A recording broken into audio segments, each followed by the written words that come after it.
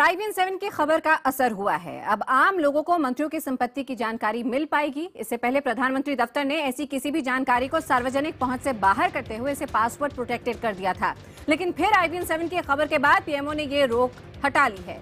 इस वेबसाइट में मौजूदा मंत्रियों की संपत्ति की जानकारी ऑनलाइन उपलब्ध है। pmindia.gov.in वेबसाइट के मुताबिक इसे आखिरी बार 11 फरवरी 2015 को अपडेट किया गया। और इसी मुद्दे पर केंद्रीय मंत्री मुख्तार अब्बास नकवी से बात की हमारे सहयोगी नीरज गुप्ता ने।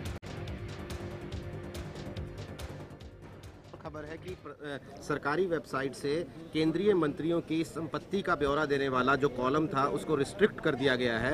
वो अब पासवर्ड प्रोटेक्टेड हो गया है, आम आदमी उसे नहीं देख सकता। देखिए, कोई रिस्ट्रिक्शन नहीं है। आपको सारी जानकारी, सारी जो कुछ भी संपत्ति से जुड़ी हुई हो, सरकार के कामकाज से जुड़ी हुई हो, जो नोटिफाइड नहीं होती, जिसमें कि गोपनीयता की कोई गोपनीयता नहीं खत्म होती, वो मिल सकती है। कहीं पे कोई कंफ्यूजन नहीं है। लेकिन कांग्रेस पार्टी से आपकी पारदर्शिता का जो आपका दावा है उसका सीधा सीधा उल्लंघन बता रही है।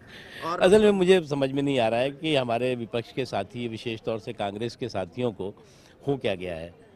उनके पास इश्यूज नहीं हैं, उनके पास मुद्दे नहीं हैं, वो मुद्दों के अकाल और इश्यूज के टोटे से जूझ रहे हैं, तो इसलिए जो है वो इस तरह के नॉन इश्यूज को इशू बनाने की कोशिश कर। लेकिन सर 2010 से ये खुला हुआ था, कोई भी आम आदमी अभी आपको भी सब आपको नहीं, अब तो नहीं है, आपको मिलेगा, आपको मिलेगा जो भी नोटिफाइड के अलावा जो है, जो कुछ गोपनीय और जो जरूरी दस्तावेज गोपनीय होते हैं उसको छोड़ करके जो भी दस्तावेज हैं मिल जाते हैं। कहीं मंत्रियों की संपत्ति को आप मिलते हैं।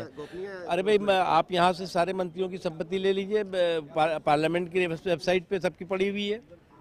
सारी के सारी संसद की सभी जो भी मंत्री होता है वो संसद भी होता है, अलग से तो नहीं होता कोई।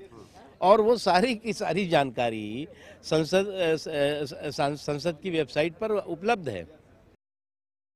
और आइए सीधे रुक करते हैं हमारी सहयोगी पल्लवी घोष का। पल्लवी, IBN7 की खबर का असर हुआ है, क्योंकि पहले जो आपने हमें जानकारी दी थी इस ब्यौरे को पासवर्ड प्रोटेक्टेड कर दिया गया था, लेकिन अब वापस खोला गया। ये सवाल पूछा था कि जब आप इस पारदर्शिता की बात करते हैं तो ऐसे में हमें क्यों यूजर नेम पासवर्ड की जरूरत पड़ती है अगर हम मंत्रियों की संपत्ति के बारे में जानकारी लेना चाहते हैं। उसके बाद प्रधानमंत्री कार्यालय के सूत्र में बताते हैं कि हम इस पे काम कर रहे हैं और थोड़ी देर बाद हमें ये सूचना मिली कि अगर आप लॉगिन अप करेंगे तो आपको किसी पासवर्ड ना यूजर नेम की जरूरत पड़ेगी। मतलब आसानी से आपको कौन से मंत्री का क्या संपत्ति है इसकी जानकारी आपको पूरी तरह से मिलेगी।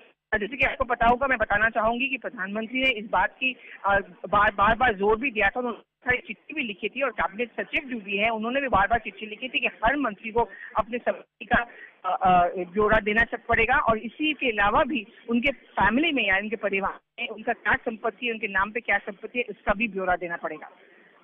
बिल्कुल पल्लवी, लेकिन अब हमने यहाँ पर देखा है कि यहाँ पे असर हुआ है खबर का और अब ये पासवर्ड प्रोटेक्टेड नहीं रहेगा, यानी कि जो मेंबर ऑफ पार्लियामेंट्स हैं उनके और मंत्रियों का जो संपत्ति का ब्यौरा है वो पासवर्ड प्रोटेक्टेड नहीं है।